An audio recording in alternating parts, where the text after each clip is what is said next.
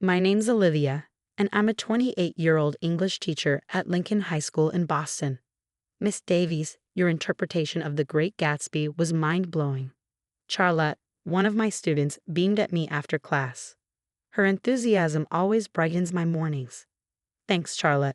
Remember, literature is about reading between the lines, I replied with a smile. Teaching is my passion, but my life took an unexpected turn 18 months ago during our annual school fundraiser. I was organizing a book drive when a tall, charming man in a tailored suit appeared, offering a hand. Need help with those boxes? They look heavy, he said with an easy smile. You're a lifesaver. I'm Olivia, I said, pushing back a strand of hair. Jack Reynolds, local real estate agent, and, apparently, your personal heavy lifter for the day. One coffee date led to dinner, weekends together, and soon we were inseparable. Jack was everything I ever dreamed of, successful, caring, and ambitious. He's definitely a keeper, my younger sister Harper gushed during our weekly brunch. I know, right? Though he doesn't talk much about his family, I admitted. He says they live in Switzerland and manage some hotels. As long as he treats you right, that's all that matters. Jack integrated seamlessly into my life. My parents, Alexander and Madison, adored him, and I got to know his work circle, including Natalie, his efficient secretary, and Michael, his reserved business partner. One Sunday dinner, Mom started, "Sweetheart, your father and I were thinking. We should have a proper engagement celebration," Dad finished. "Nothing fancy, just family. Jack's parents should join us. We'd love to meet them." I noticed Jack tense slightly. They're quite busy with the hotels, but I'll ask. Later that night, Jack was unusually quiet. Is everything okay? You've been distant since dinner, I asked. Just stressed about work.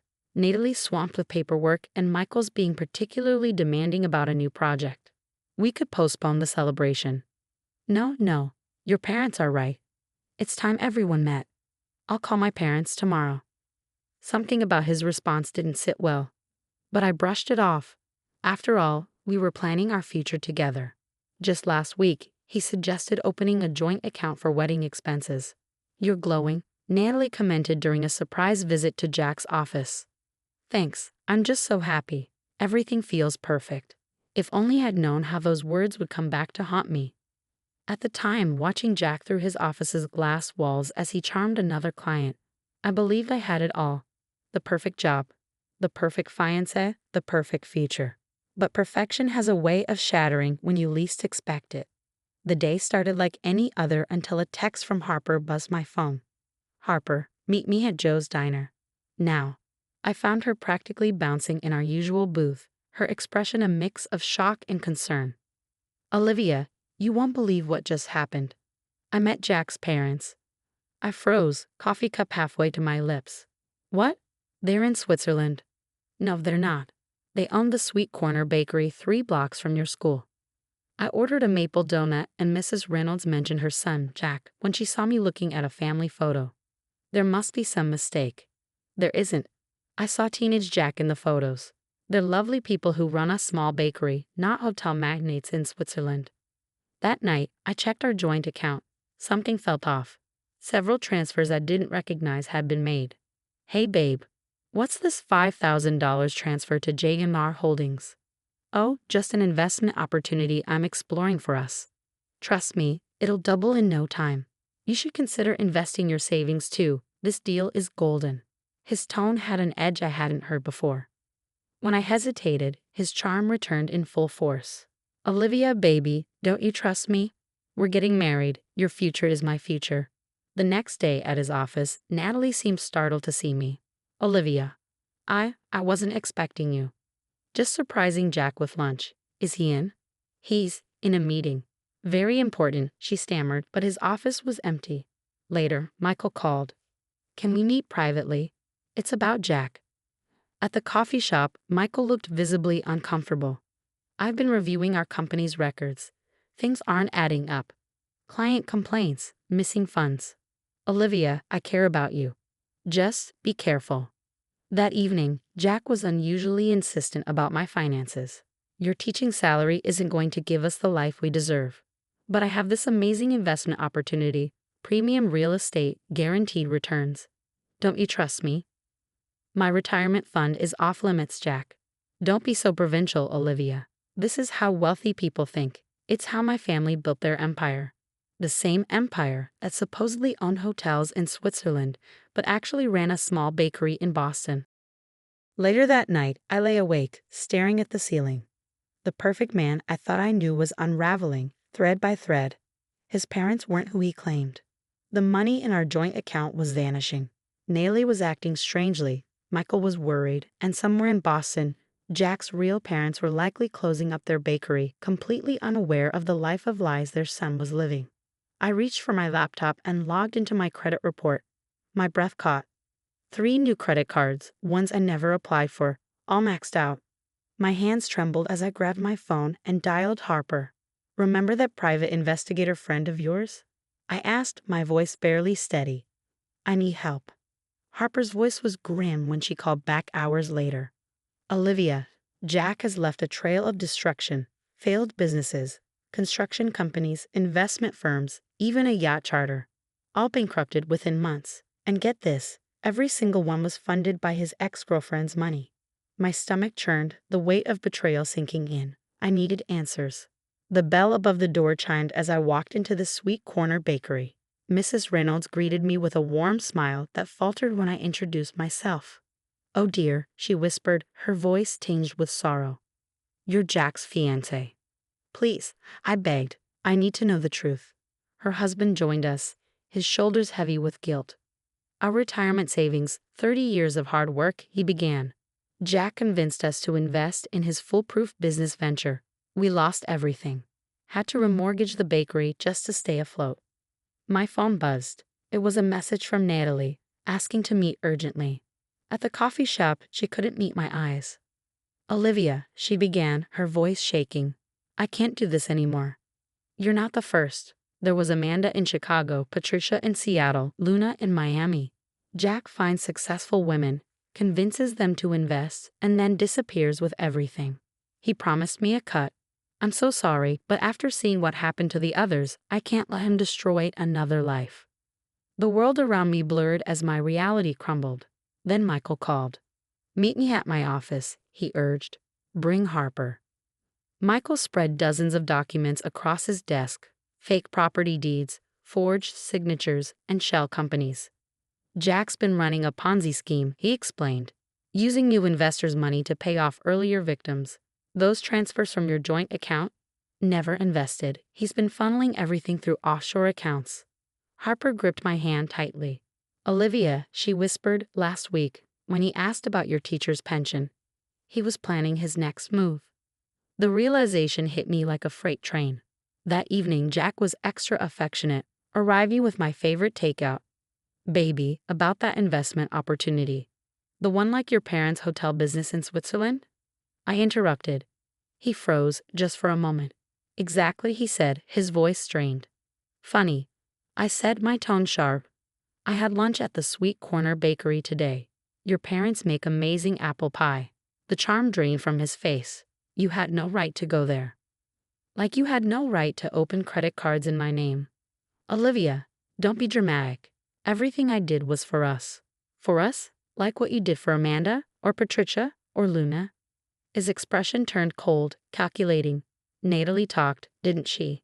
That ungrateful little—" "Get out," I said, my voice trembling with rage. "Baby, let's be reasonable." I said, "Get out." "You're making a mistake, Olivia," he sneered. "Nobody will believe you. I'm a respected businessman. You're just a teacher." As the door slammed behind him, I stared at the evidence laid out before me, the documents Michael had given me, Natalie's messages, and pictures of Jack's previous victims. The perfect man I'd fallen in love with had never existed. He was just another lie in Jack Reynolds' web of deception.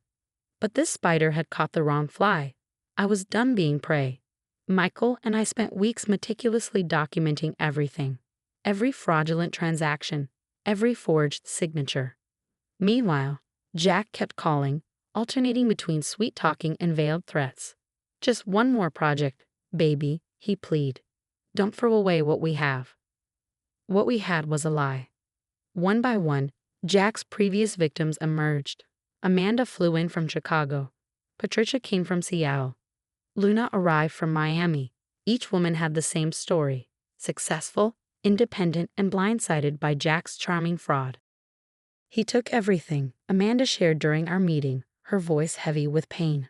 My savings, my inheritance. But Michael's determination brought a glimmer of hope.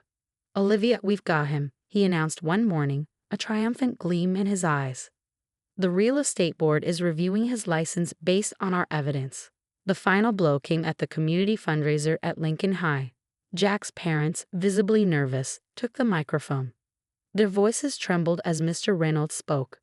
Our son, Jack Reynolds, has deceived many people in this community, he said, his eyes scanning the silent crowd.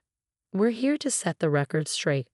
The room froze as they detailed Jack's schemes, how he had drained their retirement savings, defrauded investors, and betrayed the trust of countless others. Jack stormed in, his face red with rage.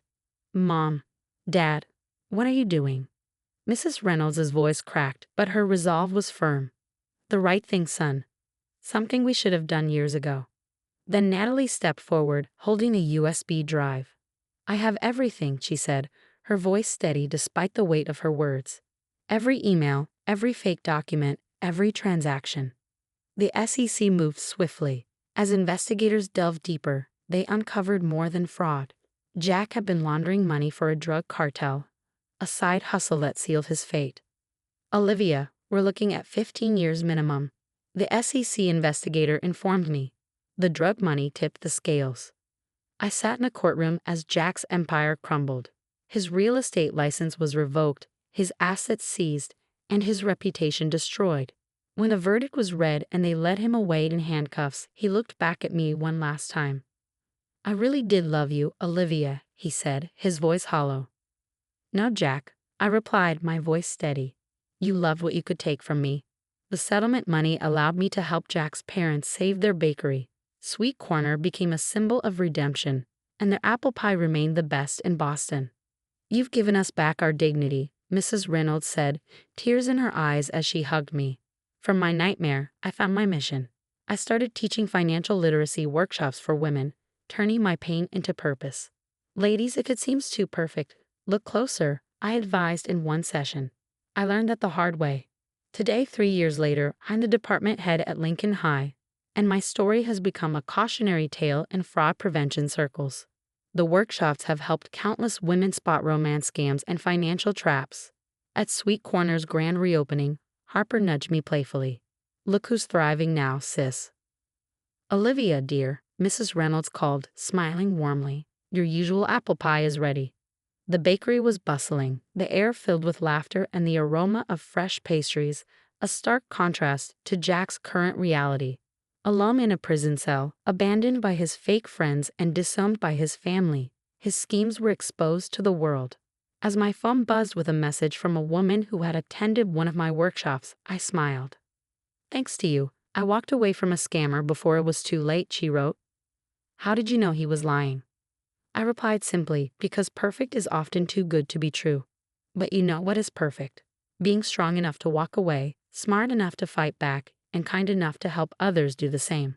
That's my real happily ever after, not with a Prince Charming, but with my own strength, real friends, and the sweet taste of justice, served with a slice of apple pie. If you discovered your partner's entire identity was based on lies, would you expose them immediately or gather evidence quietly like I did? Share your thoughts below. Sometimes the people closest to us wear the most convincing masks. Jack fooled everyone. My family, his business partners, and countless women before me. What red flags do you think I missed early on? This story is a reminder. Not all predators look dangerous. Sometimes they come wrapped in designer suits and perfect smiles.